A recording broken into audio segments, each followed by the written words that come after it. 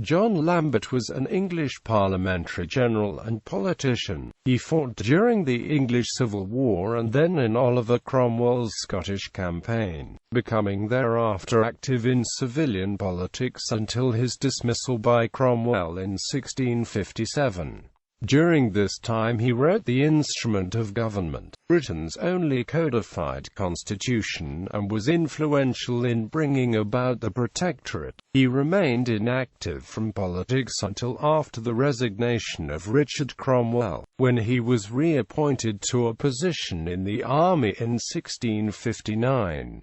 He prevented the sitting of the Rump Parliament and created a Committee of Safety with which to run the interim government. However, George Monk's march south caused Lambert's army to disintegrate and he was imprisoned in the Tower of London in March 1660. He made one final attempt to resist the Restoration of 1660 after escaping a month later, but his support had dwindled. He spent the remaining 24 years of his life imprisoned, first on Guernsey, and then on Drake's Island, where he died in the winter of 1683–84. Early life. Lambert, born at Calton Hall, Kirby Malham, near Skipton in the West Riding of Yorkshire, of a long-established family, studied law at the Inns of Court in London. In 1639 he married Frances Lister, daughter of Sir William Lister.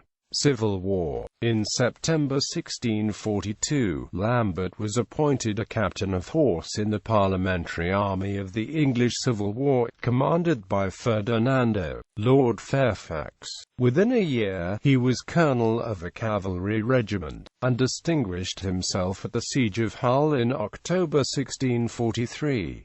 Early in 1644 he did good service at the battles of Nantwich and Bradford. At Marston Moor, Lambert's own regiment was routed by the charge of Goring's horse, but he cut his way through with a few troops and joined Oliver Cromwell on the other side of the field. When the new model army formed in the beginning of 1645, Colonel Lambert was appointed to succeed Sir Thomas Fairfax in command of the northern forces, with the title of Commissary General. Fairfax was soon replaced by Sydenham Poyntz, and under this officer Lambert served in the Yorkshire campaign of 1645, receiving a wound before Pontefract. In 1646 he was given a regiment in the new model, serving with Sir Thomas in the west of England, and he was a commissioner, with Cromwell and others, for the surrender of Oxford in the same year. It is evident that he was from the first regarded as an officer of exceptional capacity and specially selected for semi-political employments. When the quarrel between the army and Parliament began, Lambert supported the army's cause. He assisted Henry Ireton in drawing up the addresses and remonstrances issued by the army, both men having had some experience in law. Early in August 1647, Lambert was sent by Fairfax as Major General to take charge of the forces in the northern counties. His management of affairs in those parts is praised by Whitelock.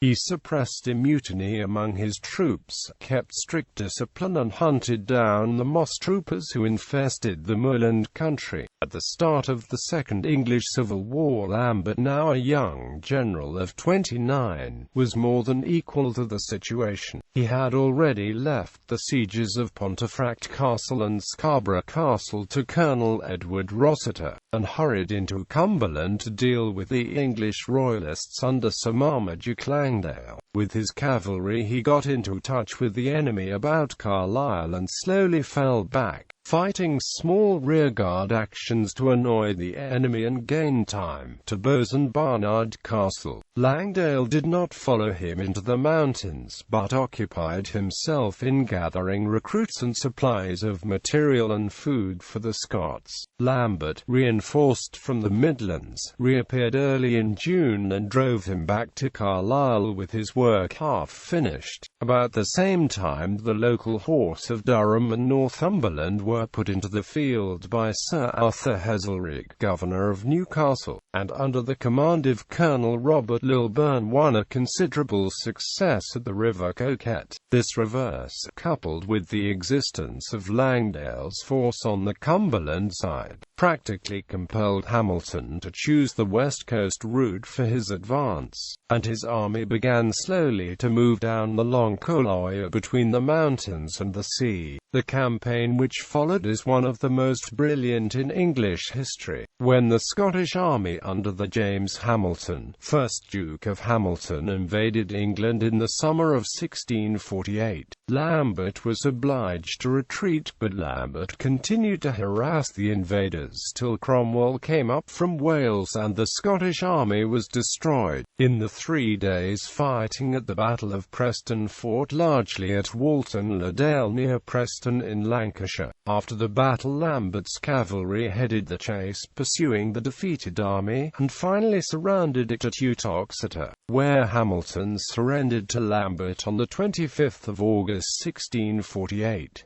Lambert then led the advance of Cromwell's army into Scotland, where he was left in charge on Cromwell's return. From December 1648 to March 1649 he was engaged in the successful siege of Pontefract Castle. Lambert was thus absent from London at the time of Pride's Purge and the trial and execution of King Charles I. When Cromwell was appointed to the command of the war in Scotland, Lambert went with him as Major General and second in command. He was wounded at Musselburgh, but returned to the front in time to take a conspicuous share in the victory of Dunbar. He himself repulsed a surprise attack by the Covenanters at the Battle of Hamilton on the 1st of December 1650. In July 1651 he was sent into Fife to get in the rear and flank of the Scottish army near Falkirk, and forced them to decisive action by cutting off the supplies.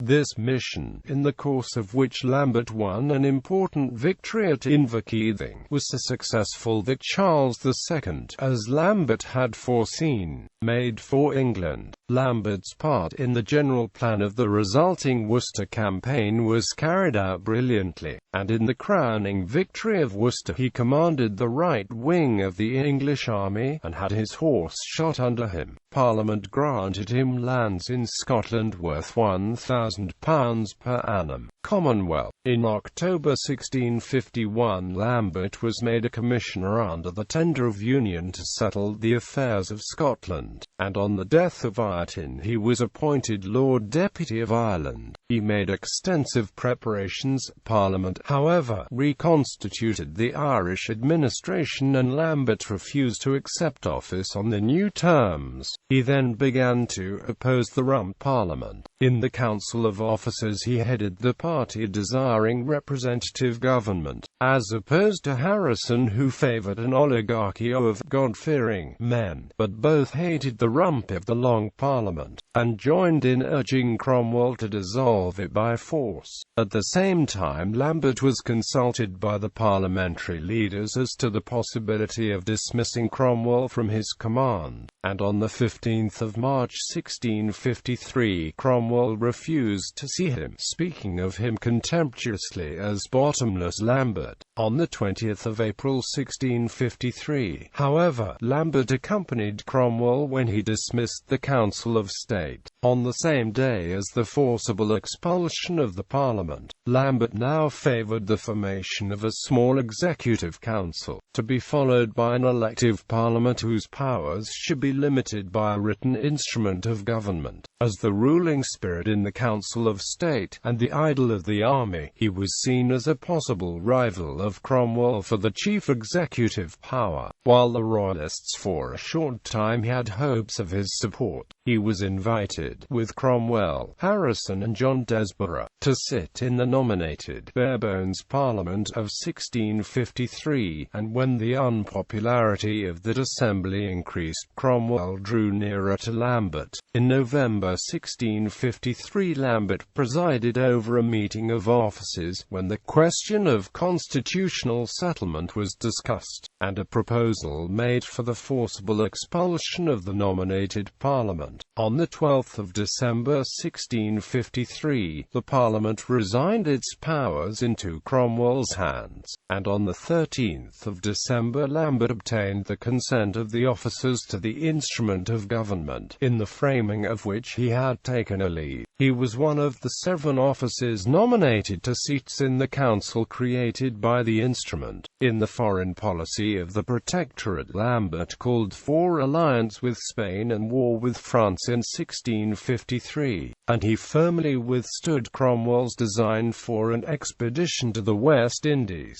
In the debates in Parliament on the instrument of government in 1654, Lambert proposed that the office of Lord Protector should be made hereditary, but was defeated by a majority which included members of Cromwell's family. In the Parliament of this year, and again in 1656, Lord Lambert, as he was now styled, sat as member for the West Riding. He was one of the major generals appointed in August 1655 to command the militia in the 10 districts into which it was proposed to divide England, and who were to be responsible for the maintenance of order and the administration of the law in the several districts. Lambert took a prominent part in the Committee of Council which drew up instructions to the administrative major generals. He was the organizer of the system of police which these officers were to control. Samuel Gardner conjectures that it was through divergence of opinion between the Protector and Lambert in connection with these instructions that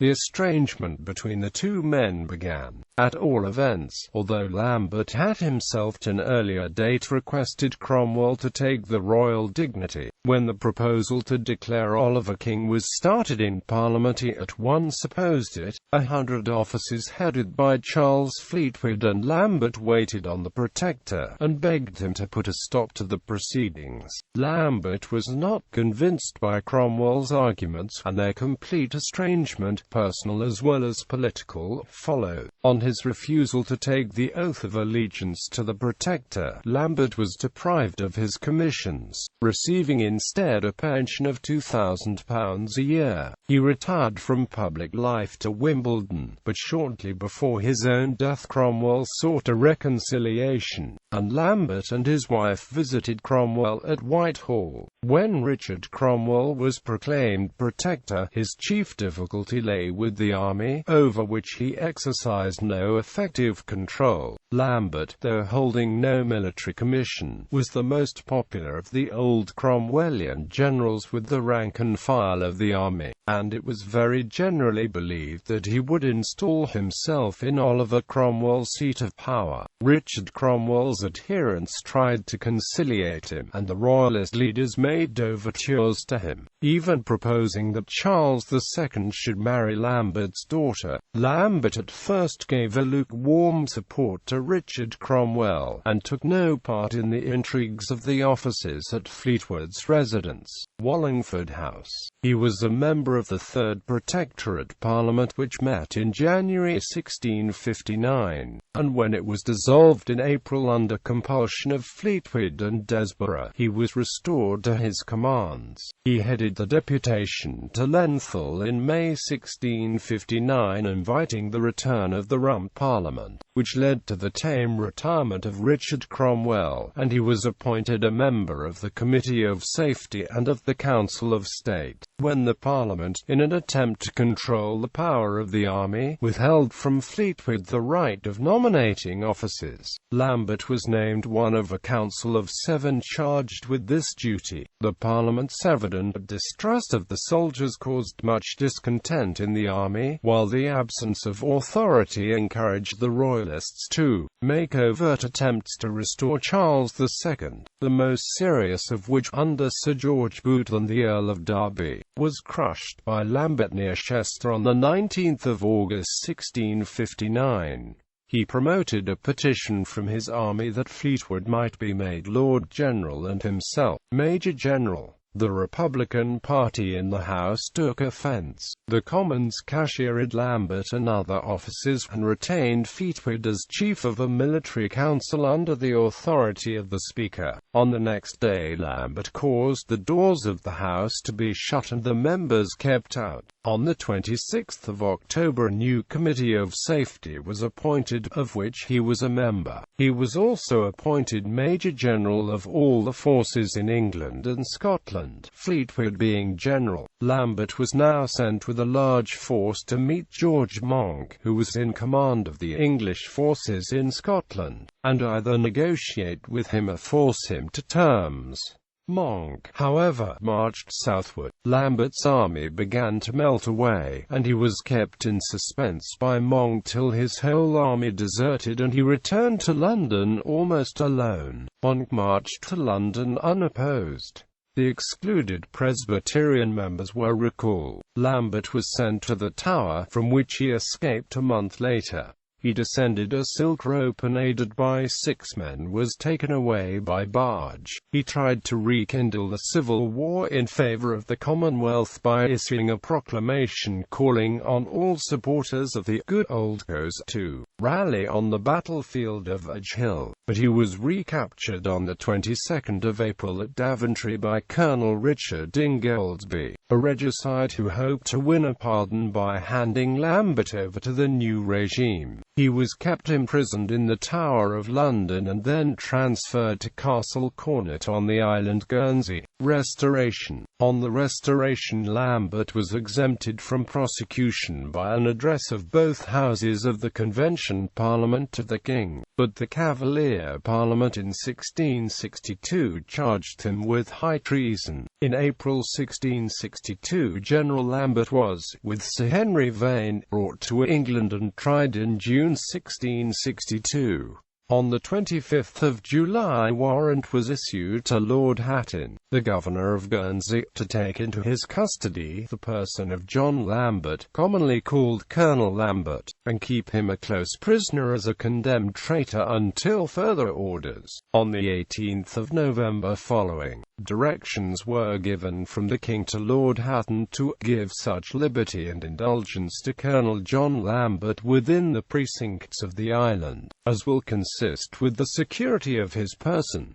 Later life. In 1667 Lambert was transferred to Drake's Island in Plymouth Sound, at the entrance to the Hamoaze, and he died there during the severe winter of 1683–84. The site of his grave is now lost, but he was laid to rest at St Andrew's Church in Plymouth. On the 28th of March 1684. Legacy. He was the author of the Instrument of Government, the first written constitution in the world codifying sovereign powers. The Instrument of Government was replaced in May 1657 by England's second, last, and extinct codified constitution, the Humble Petition and Advice. It has been said that Lambert's nature had more in common with the Royalist than with the Puritan spirit. Vain and ambitious, he believed that Cromwell could not stand without him, and when Cromwell was dead, he imagined himself entitled to succeed him. As a soldier he was far more than a fighting general and possessed many of the qualities of a great general. He was an able writer and speaker, and an accomplished negotiator, and took pleasure in quiet and domestic pursuits. He learned his love of gardening from Lord Fairfax, who was also his master in the art of war. He painted flowers, besides cultivating them, and was accused by Mrs. Hutchinson of dressing his flowers in his garden and working at the needle with his wife and his maids.